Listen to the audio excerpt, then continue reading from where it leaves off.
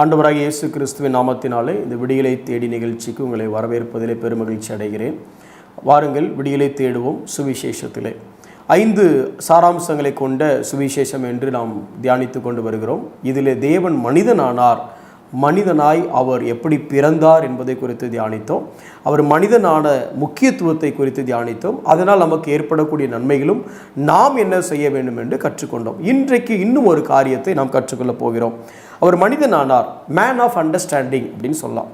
என்னை புரிந்து கொள்வதற்காக, அல்லது எப்படி சொல்லலாம், இப்போ நீங்கள் தமிழ்நாட்டில் இருக்கிறீங்க, அமெரிக்க வாழ் ஒரு பெண்ணை திருமணம் பண்ணீங்க அப்படின்னு சொன்னால், அந்த அமெரிக்க வாழ் பெண்ணை வீட்டுக்கு கூட்டு வந்தீங்கன்னா அது உடனே செருப்பு போட்டே வீட்டுக்குள்ளே வரும். நம்ம செருப்பு வெளியே கலட்டி போட்டு வருவோம். அப்போ என்ன சொல்லுவோம், இல்லைம்மா உள்ள செருப்பு போட்டு வரக்கூடாது, செருப்பை வெளியில் போடு அப்படிங்கும். அந்த பொண்ணு சொல்லும், இல்லை எங்கள் ஊரில் செருப்பை போட்டு தான் வருவோம் அப்படின்னு சொல்லும். நீங்கள் உடை இப்படி தான் நாகரிகமாக எங்கள் ஊர் பிரகாரம் நீ ஒரு சேலையோ இல்லை சுடிதாரோ நீ போடணும்னு நீங்கள் சொன்னீங்கன்னா அந்த பொண்ணு சொல்லும், இல்லை எங்கள் ஊரில் நான் ஷார்ட்ஸ் தான் போட்டிருப்பேன் அப்படின்னு சொல்லும். இப்போது உங்களுக்குள்ளே ஒரு சின்ன விளைவு வருது அப்படின்னா, எப்படி உங்கள் கலாச்சாரத்தை அவங்களுக்கு புரிய வைக்கிற நீங்கள் திணறீங்க, அவங்களுடைய கலாச்சாரத்தை உங்களுக்கு புரிய வைக்கிறதுக்கு அவங்க திணறாங்க. அப்போது ஒரு கேப். அப்போது இந்த தேசங்களுக்கு நடுவில் இருக்கக்கூடிய கலாச்சார பின்னணியினால் ஒரு புரிதலில் ஒரு விரிசல் உண்டாகிறது. மனுஷன் என்ன நினைக்கிறான் அப்படின்னா, நான் மனுஷனாக இருக்கிற என்னுடைய இதை எப்படி தேவன் புரிந்து கொள்வார் அப்படின்னு சொல்லி. ஆனால் தேவன் என்ன எதிர்பார்க்கிறாருங்கிறத மனிதனால் ஏற்றுக்கொள்ள முடியல. இதை நம்ம ரொம்ப அழகாக எங்கே பார்க்கலாம்னா, யோபுடைய சரித்திரத்தில் பார்க்கலாம். யோபு தன்னுடைய வாழ்க்கையில் புலம்பும் பொழுது இப்படி சொல்கிறார் ஒரு வசனம். யோபு 9வது அதிகாரம் 32வது வசனத்தில் யோபுடைய கதை நமக்கு தெரியும். அவர் சொல்கிற ஒரு காரியத்தை சொல்கிறேன் பாருங்களேன். நான் அவருக்கு பிரயுத்தரம் சொல்கிறதற்கும் நாங்கள் கூடி நியாயத்திற்கு வருகிறதற்கும் அவர் என்னை போல மனுஷன் அல்லவே. அவர் மனுஷனாக இருந்தால் நான் சொல்கிறது புரிஞ்சிருக்கோம். அவர் தான் கர்த்தராச்சே, அவர் தான் தேவனாச்சே, நான் சொல்கிறது எங்கே அவருக்கு புரிய போகுது, என் பிரச்சனை எங்கே அவருக்கு புரிய போகுது, பிள்ளைங்க செத்து போயிட்டாங்க, சொத்து சுகம் எல்லாம் போயிடுச்சு, அவருக்கு எப்படி புரியும் அப்படின்னு யோபு அங்கலாய்க்கிறார். அடுத்த வசனம் சொல்கிறாரு, எங்கள் இருவர் மேலும் தன் கையை வைக்கத்தக்க மத்தியஸ்தன் எங்களுக்குள் இல்லையே.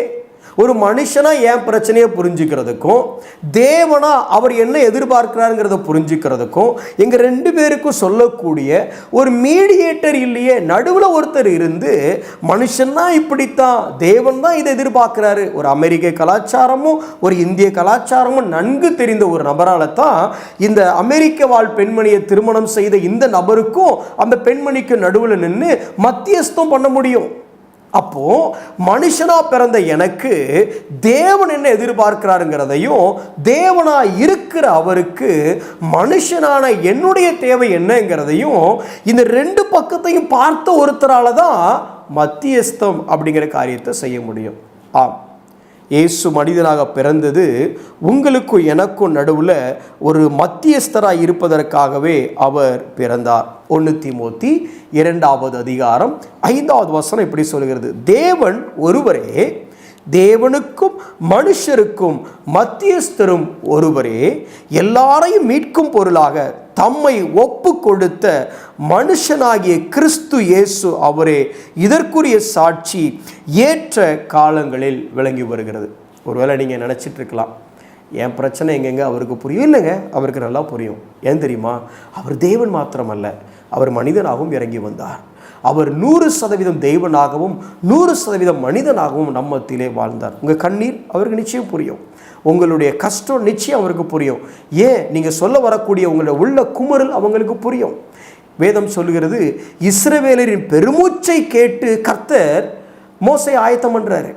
எப்போ யோசிச்சு பாருங்க, இவங்க பெருமூச்சு விட்டாங்களாமா அந்த பிரச்சனைனால, அந்த அப்ரேஷனால. இந்த பெருமூச்சை பார்த்து தேவன் ஒரு மிகப்பெரிய மெகா பிளானையை கிரியேட் பண்ணுறாரு.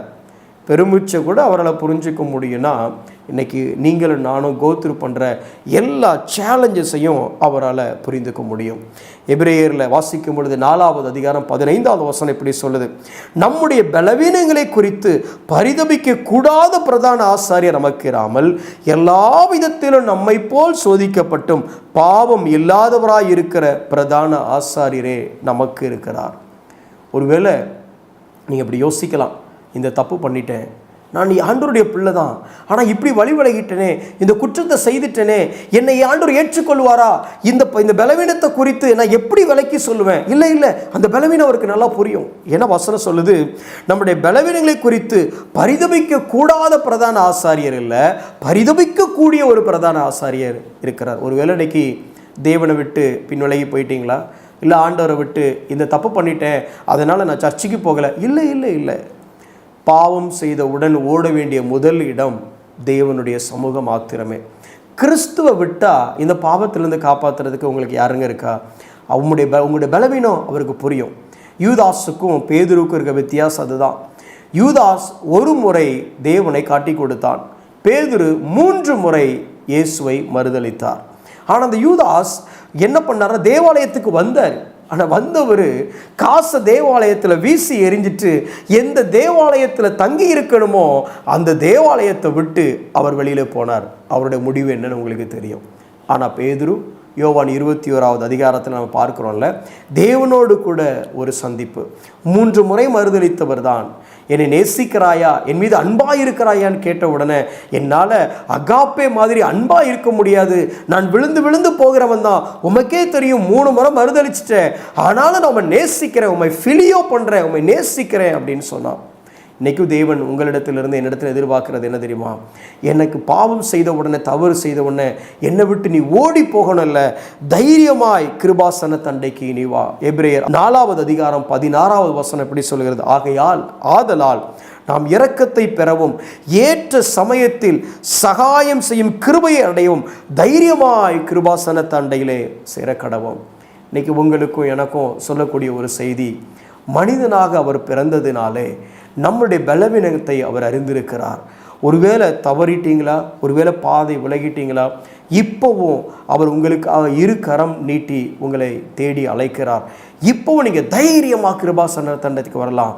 யூதாஸ் போல வழி விலகி தேவாலயத்தை விட்டு போகாதீங்க. தேவாலயத்திலும் பெரியவராக இருக்கிற இயேசுவை தேடி வாங்க. அவர் ஒருவரையும் அவர் தள்ள மாட்டார். ரோமர் 8வது அதிகாரம் 29-30 நீங்கள் வாசிக்கும் பொழுது, அவர் எவர்களை முன் குறித்தாரோ, எவர்களை முன் அறிந்தாரோ, எவர்களை அழைத்தாரோ, எவர்களை நீதிமான்கள் ஆக்கினாரோ அவர்களை மகிமைப்படுத்தி இருக்கிறார். ஒருத்தரும் மிஸ் ஆகலை. உங்களை அவர் மிஸ் பண்ணவும் அனுமதிக்கலை, நீங்கள் மிஸ் பண்ணவும் அவர் விரும்பலை. உங்களை அழைக்கிறார். தேவன் மனிதனானார் நம்மை புரிந்து கொள்வதற்காக. உங்களுடைய கஷ்டமும் உங்களுடைய சூழ்நிலையும் தேவனுக்கு நன்றாய் புரியும். மனிதனை தேடி போகாதீங்க.